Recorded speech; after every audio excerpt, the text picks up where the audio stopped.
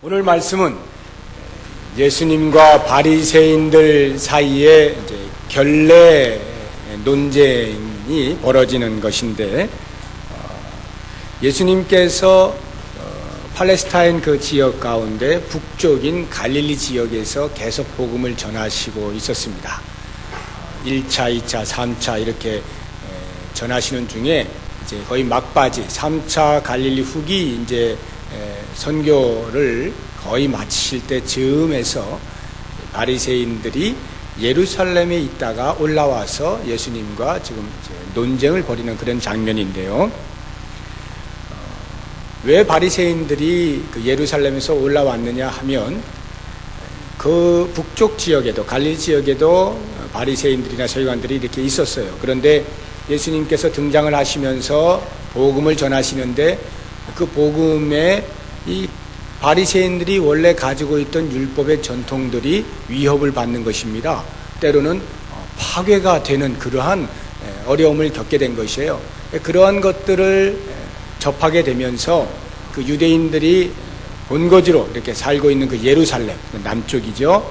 거기에 이제 산헤드린 공의회라고 하는 귀중한 그 의결 기구가 있는데, 거기에서 이제 몇 명을 파송을 해서 도대체 어떻게 된 일이냐, 진의를 살펴와라 하는 것과, 그 다음에 자기들의 가지고 있는 그러한 전통들이 위협받는 것에 대하여서 우리를 위협하는 자가 과연 누구냐, 너희들이 잘 살펴서 할 수만 있다면 그 자를 제거해라. 이러한 이제 목적을 가지고 사람을 파송한 거예요. 그러니까 그 파송된 사람들이 그렇게 뭐 녹록한 사람들이 아니겠죠. 어설픈 사람들이 가가지고는 택도 없으니까 아주 논리가 정연하고 눈빛이 아주 빛나고 사람 속을 들여다보고 또 사리 판단을 잘하는 그러한 사람들을 분명히 선택해서 보냈을 것입니다. 우리가 전쟁을 할 때 보면 적군이 너무 강하면 정면으로 안 되니까 그때는 그 적군의 장군을 몰래 가서 암살을 해가지고 와해를 시키는 그런 작전이 있잖아요. 그래서 그 원래 침투에 들어가서 쏴 죽이는 사람을 저격수라 그러죠. 저격수. 영어로는 스나이퍼 그러는데, 그 사람들은 뭐 한 방이면 끝나요. 뭐 두 번 하면 실수하면 안 되는 거예요. 그러니까 아주 명사수들만 뽑아가지고 적재 보내서 그런 일을 하는 것입니다. 또 우리가 정치를 보아도 요즘 우리나라도 뭐 별반 다를 바 없습니다만, 정치에 있어서도 자기 당이 유리한 고지를 점령하기 위해서는 항상 상대당의 정적이 되는 어떤 굵직한 인물을 타겟으로 놓고 스나이퍼를 보내죠. 그래서 어떻게든지 그 꼬투리를 잡을 수 있는 것들을 다 파헤치도록 정보를 얻어내고 해서 언론에 터뜨리고 막 이런 거 하지 않습니까? 그런 거 하는 사람들은 보통 사람들이 아니에요. 아주 예리한 사람들이 이제 하는데, 지금 예수님을 만나기 위해서 예루살렘으로부터 파송된 이 바리새인과 서기관들이 그와 같은 사람들이었습니다. 그래서 예수님 근처를 이렇게 돌아다니면서 무엇인가 하나 꼬투리만 잡혔다 하면 그것 가지고 완전히 끝장을 보고자 하는 마음을 가지고 이제 이렇게 파송된 사람들입니다. 이 사람들이 갈릴리로 올라왔습니다. 그래서 예상대로 예수님 주변을 이렇게 어슬렁어슬렁 거렸어요. 뭐 하루 이틀 며칠 지난지 모르겠습니다만 어느 날 드디어 꼬투리를 잡을 일이 생긴 것입니다. 그게 무엇이냐 하면, 예수님의 제자들이 떡을 먹는데 그 떡을 손도 씻지 않고 그냥 먹었다라고 하는 것이 이제 그들에게 꼬투리가 된 것입니다. 그런데 이것이 뭐 손 씻지 않고 떡 먹은 것이 뭐가 그렇게 예수님을 처단할 수 있을 정도의 그러한 큰 이슈냐라고 할 때에 우리의 상식으로는 그렇지 않죠. 그냥 좀 더럽구나. 그래서 이렇게 흉보는 정도의 사건밖에 되지 않지만, 이 바리새인들의 입장에서는 그렇지가 않습니다. 이것은 훨씬 위생적인 것을 뛰어넘어서 종교적인 이슈가 되는 것이거든요.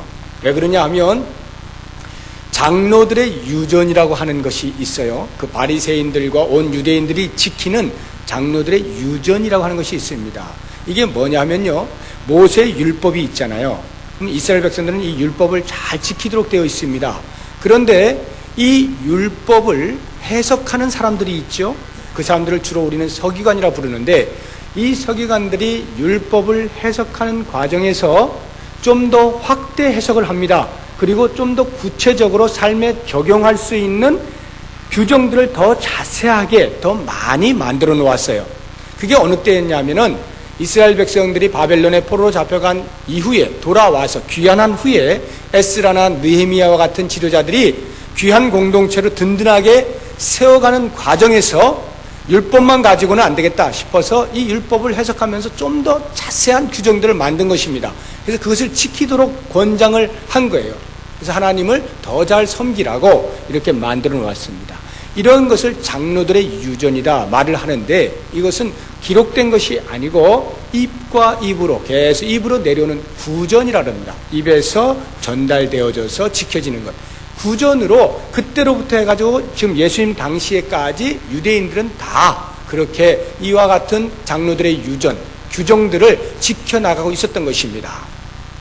그리고 이것이 어느 정도로 철저하게 지켜졌느냐 하면 마치 이 율법과도 같은, 모세의 율법과도 같은 그러한 정도의 권위를 가지고 이것들이 지켜져 내려왔던 것입니다. 자, 그런데 거기에 그 장로들 유전 가운데에서 이 손을 씻고 먹는 이것이 들어있었던 거예요. 어떤 면에서 이것이 유전으로 내려왔느냐 하면 레위기 13장, 14장, 15장을 쭉 보시면은 모세의 율법에 부정한 것에 대한 이야기가 나옵니다. 문둥병 걸린 사람 부정하고 유출병 걸린 사람 부정하고, 그 사람들이 만진 거 만지면 그 사람도 부정해지고, 그 사람들이 쓰던 거 같이 쓰면 부정해지고, 이런 겁니다. 그리고 시체, 사람 죽은 거 또는 동물이 죽은 거, 이 시체를 만져도 부정한 자가 됩니다. 이런 그 부정에 대한 율법이 있었는데, 이 율법을 확대 해석하면서 어디로 가져갔느냐 하면 손 씻는 이것, 음식을 먹는 것과 연결을 시켜서 결례 부분에서 부정한 것을 정했는데, 예를 들어서 음식을 먹을 때 손을 씻지 않고 먹으면 부정하다라고 종교적으로 이렇게 딱 정한 것입니다. 밖에 나갔다가 집에 들어왔는데 목욕하지 않으면 부정한 것으로 여겼습니다. 또 손을 씻는 것도 이렇게 고인물에 손 씻는 게 아니라, 고인물은 그것 자체가 부정하기 때문에 씻으면 나도 부정해진다 해서 흐르는 물에, 그래서 물을 부으면 그 밑에서 이렇게 씻거나 흐르는 물에 씻도록 이렇게 되어 있습니다. 이것을 규정으로 정했어요. 보통 이 팔레스타인에서는, 중동의 대부분의 사람들이 그런데 우리나라처럼 숟가락이나 젓가락을 사용하지 않습니다. 또는 포크와 나이프를 사용하지 않아요. 그냥 손으로 먹거든요. 그러니까 음식을 먹기 전에 손 씻는 것은 지극히 상식적이고요, 지극히 위생적이고 누구나 다 하는 거예요. 그런데 이것을 위생의 수준을 넘어서서 종교적인 부분으로 확대 해석을 함으로써 이것을 지키지 아니하면 범법자가 되는 것입니다. 그 종교적인 범법자가 되도록 했고, 그것을 이 바리새인들과 서기관들이 아주 철저하게 지켰고, 유대 모든 백성들에게도 철저하게 지키도록 강요를 해온 것입니다. 그렇게 오랜 시간 동안 지켜왔는데, 지금 예수님의 제자들이 보니까 떡을 먹는데 손을 씻지 않고 먹었어요. 그러니까 곧바로 걸린 거죠. 이제 피할 길이 없는 거예요. 범법 행위를 한 것입니다. 그래서 이 바리새인들이 예수께 당장 쫓아가서 말을 하는 거예요. 5절을 보십시오. 이에 바리새인들과 서기관들이 예수께 묻되, 어찌하여 당신의 제자들은 장로들의 유전을 준행치 아니하고 부정한 손으로 떡을 먹나이까? 이 말이 바로 그런 것이에요. 이제 당신은 장로들의 유전, 우리가 정해놓은 그 규정을 어겼으니 끝장났소 라고 지금 말을 하고 있는 것입니다. 이것에 대하여서 예수님께서 그들에게 대답하신 것이 6절로부터 13절까지의 말씀입니다.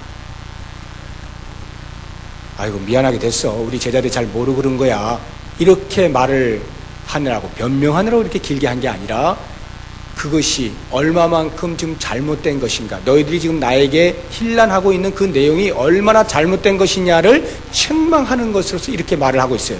그러니까 지금 바리새인들이 이제 꼬투리 딱 잡았다고 생각하고, 그 철저하고 빈틈없는 사람들이 내놓은 그것을 가지고 오히려 자기들은 한 절 말했는데, 예수님은 지금 몇 절 얘기한 거예요? 한마디 말했는데 10마디 책망을 들은 것입니다. 혹 때려갔다가 혹을 엄청 붙인 그런 꼴이 된 것입니다.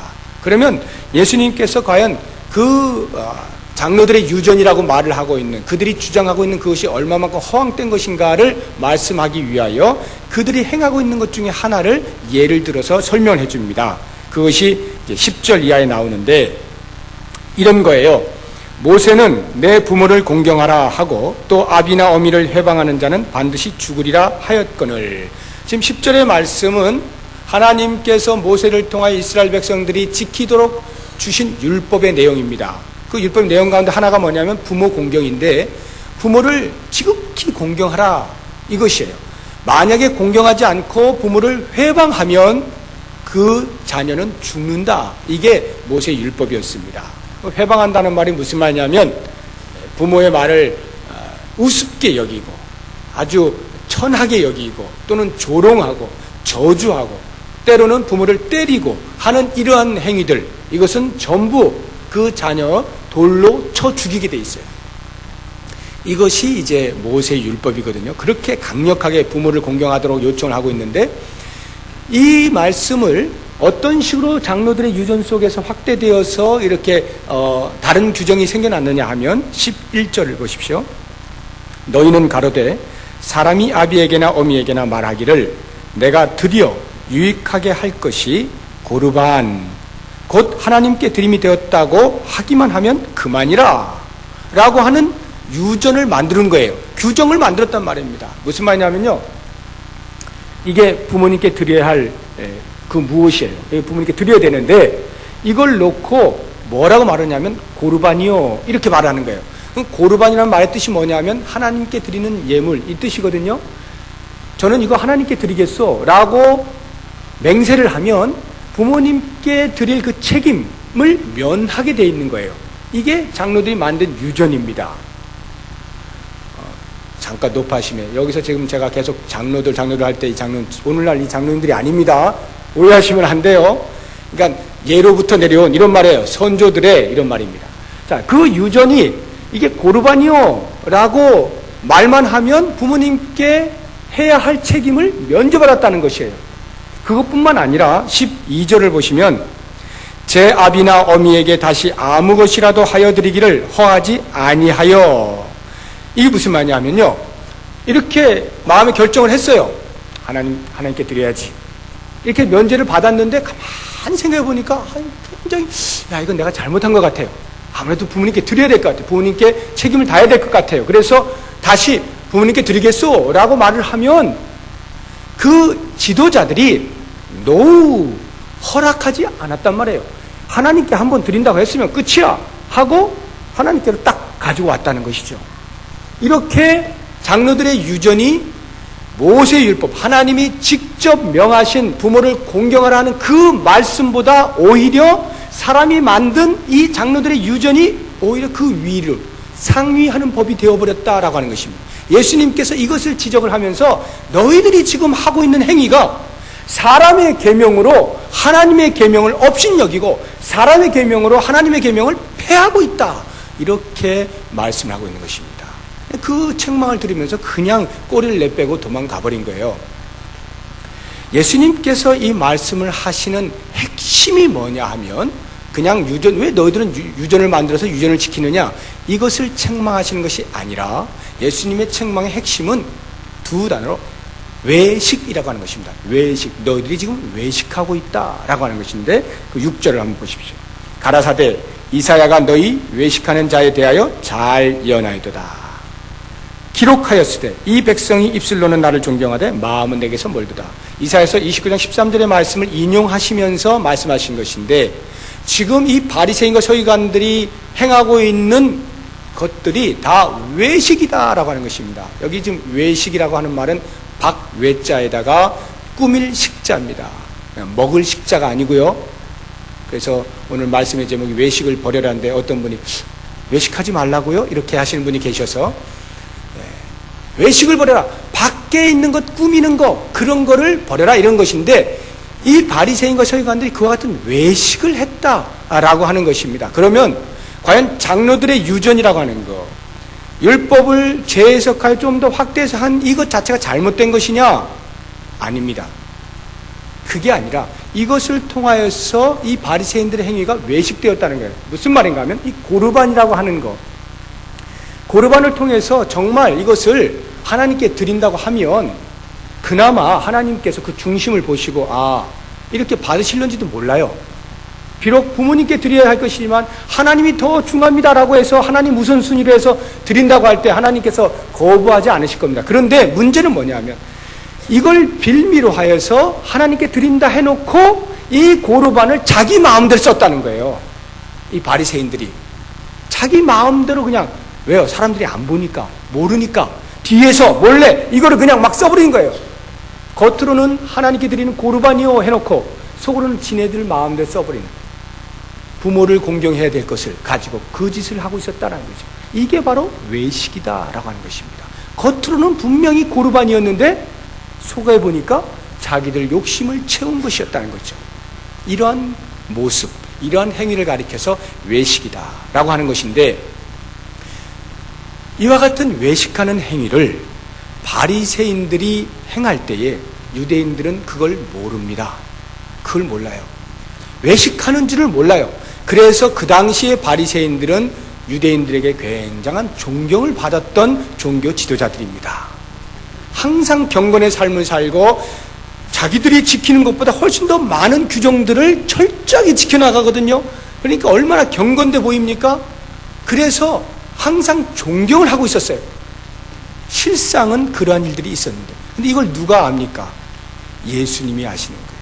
예수님이 그 마음을 꿰뚫어보는 분이시기 때문에 그들이 외식하고 있는 것을 아시고, 많은 사람들은 지금 존경하고 있는데 예수님께 딱 그들의 마음을 지적을 하시는 것입니다. 외식을 버려라는 거예요. 이사야 선지자가 활동하던 당시의 이스라엘 백성들이 이와 같은 외식의 모습을 보였거든요. 겉으로 볼 땐 누가 보아도 완벽한 제사를 드렸어요. 아주 흠없는 어린 양을 드렸고, 철저하게 손을 씻으면서 성소에 들어갈 때 거룩하게 들어갔고, 죄사함을 얻고, 모든 제사의 순서가 하등의 하자가 없는 깨끗하게 완벽하게 화려하게 멋지게 제사를 드렸는데, 실제로 하나님께서 평가하시는 것은 너희가 겉으로는 그렇게 했는데 너희 속은 완전히 썩어 문드러져 있구나, 너희들의 마음은 나에게서 멀어져 있구나, 이렇게 평가를 내리신 것입니다. 바리새인들이 지금 이와 같은 평가를 예수님으로부터 받게 된 것입니다. 그런데 더 중요한 것은 이것입니다. 그렇게 해서 이제 바리새인들이 깜짝 놀래가지고 자기들이 지금 속이 들켰잖아요. 깜짝 놀래 막 이제 내뺐어요. 그때에 다른 사람들도 많이 이렇게 둘러 있었을 거 아닙니까? 그때 그 무리들을 예수님께서 너희들은 가지 말고 잠시 앉아봐라 하고 그 무리들에게 다시 가르쳐 주시는 거예요. 그게 15절 16절이에요. 무엇이든지 밖에서 사람에게로 들어가는 것은 능히 사람을 더럽게 하지 못하되 사람 안에서 나오는 것이 사람을 더럽게 하는 것이다. 이렇게 설명을 해준 것입니다. 그리고는 이제 무리들이 가고 나서 집에 들어왔는데 제자들이 예수님께 묻는 거예요. 예수님, 그게 무슨 말씀입니까? 제자들이 못 알아들은 거예요. 제자들이 못 알아들었으니 무리인들 알아들었겠고 바리새인들 알아들었겠습니까? 18절을 보십시오. 예수께서 이르시되 너희도 이렇게 깨달음이 없느냐. 답답해지신 거예요. 예수님이 실컷 말씀을 하셨는데, 그 정도 말씀하셨으면 알아들어야 되는데, 이게 뭘 말하는 건지 알아들어야 되는데 제자들이 몰라요. 그래서 이게 무슨 말이에요? 라고 물으니까 예수님의 대답이 너희도 이렇게 깨달음이 없느냐. 제가 이 말씀을 보는 순간에 묵상하면서 저에게 예수님께서 말씀하시는 그런 음성을 제가 들으면서, 야 강길수, 너도 이렇게 깨달음이 없느냐?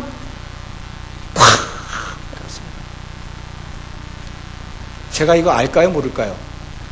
설교하는 사람이 이걸 왜 몰라요? 제가 성경 박사인데 이걸 왜 모르겠어요? 너무나 잘 알죠. 그런데 지금 예수님과 3년 동안을 동고동락하면서 예수님께서 그의 마음이 어떠해야 될 것을 누누이 가르치고 외식하지 말아야 되고 위선된 자들에 대해서 책망을 하고 누누이 배움을 받은 제자들조차도 전혀 알지 못한 채 멍하니 무슨 소리인지 모르고 있을 때에 성경 박사 아니라 할아버지라 할지라도 만약에 너도 이렇게 깨달음이 없느냐라고 하는 음성 앞에 과연 나는 얼마나 진지하게 솔직한 대답을 할 수 있을까? 큰 도전을 받았습니다. 여러분 한번 생각해 보십시오. 각자의 이름을 한번 불러가면서 속으로 한번 생각해 보세요. 너도 이렇게 깨달음이 없느냐? 과연 우리는 이것에 대한 분명한 깨달음이 있습니까?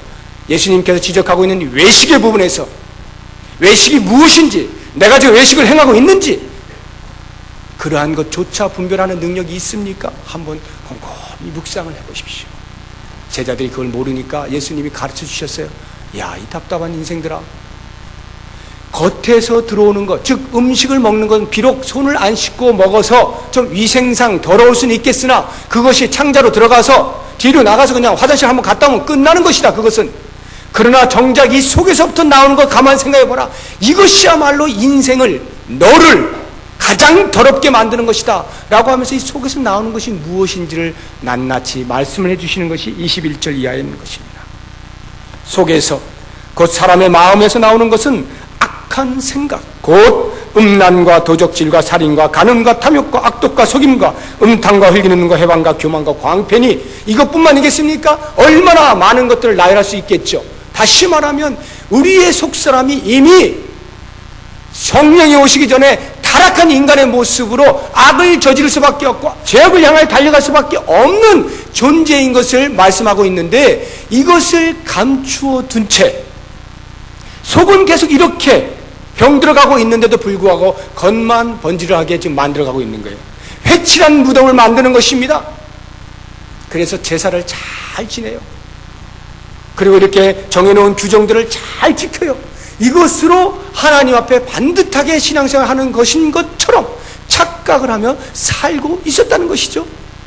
오늘날 우리들의 삶을 한번 돌아볼 때에, 나의 삶을 돌아볼 때에 과연 나는 얼마나 하나님 앞에서 하나님을 인식하며 하나님 앞에 영광을 돌리기로 작정을 하며 순간순간을 살아가고 있는가라고 할 때에, 그 한순간을 놓칠 때, 그때가 바로 외식하는 때입니다.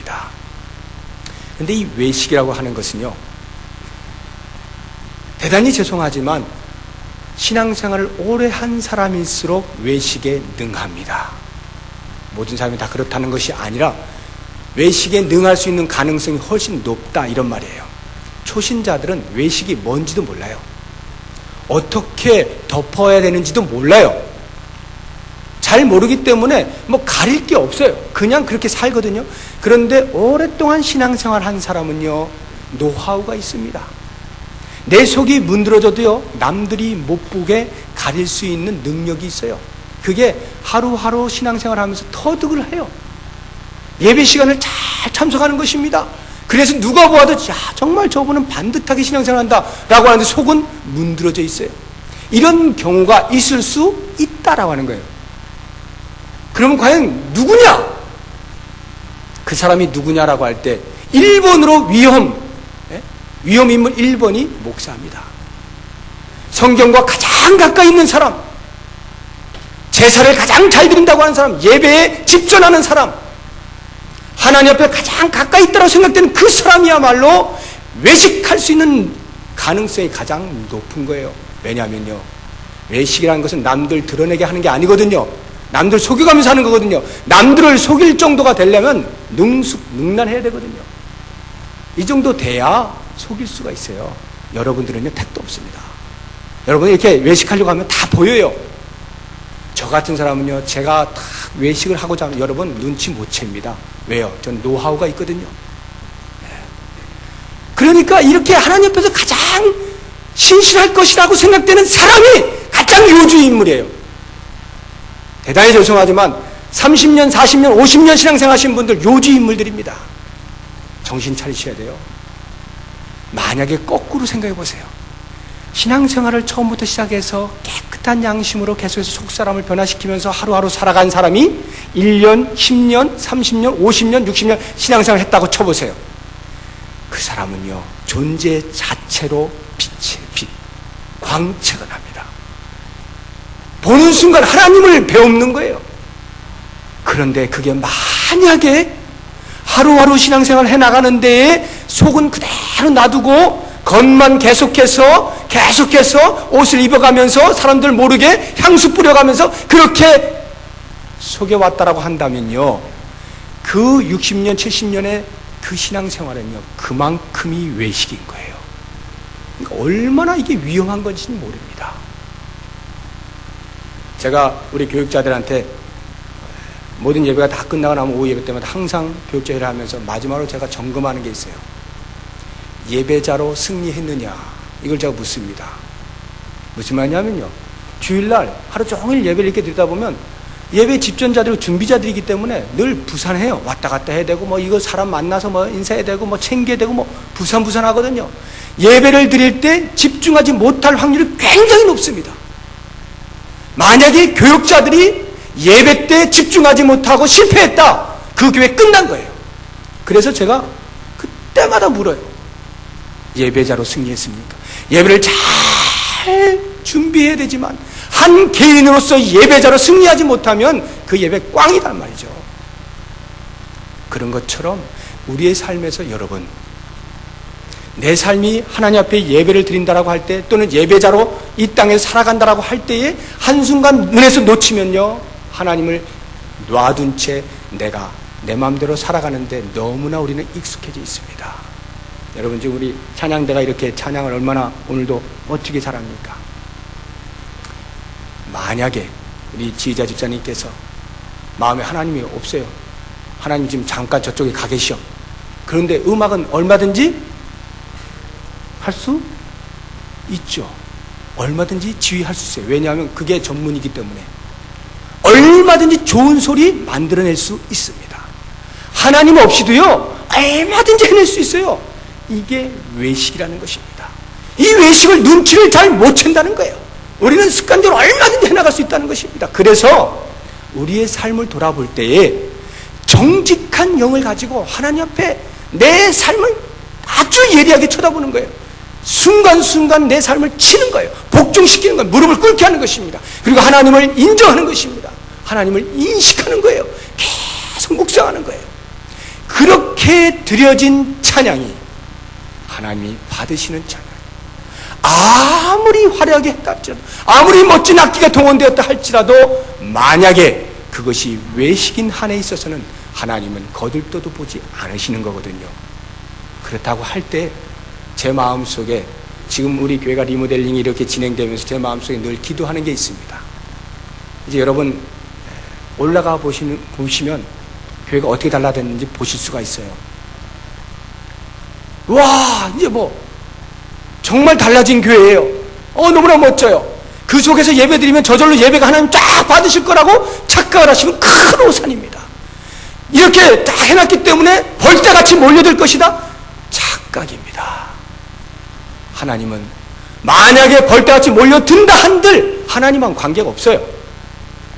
우리의 영혼이 하나님 앞에 깨끗한 영으로 살고자 하는 몸부림으로 그렇게 한 영혼이 다가오는 것에 대해서 감사함으로 악수를 하고 안고, 내 형제여, 내 자매여, 가족이여, 이렇게 하면서 나아갈 때 하나님이 기뻐하시는 부흥이지, 껍데기를 해가지고 거기에 우리도 모르는 사이에 이게 저절로 다 될 것처럼, 우리의 영혼이 막 저절로 막 같이 올라갈 것처럼 착각하시면 안 된다는 거예요. 제가 올라가면서 돌아볼 때마다 그걸 놓고 기도를 하는 거예요. 하나님, 이렇게 교회당이 예쁘게 꾸며질 때 우리의 속사람을 보게 해주십시오.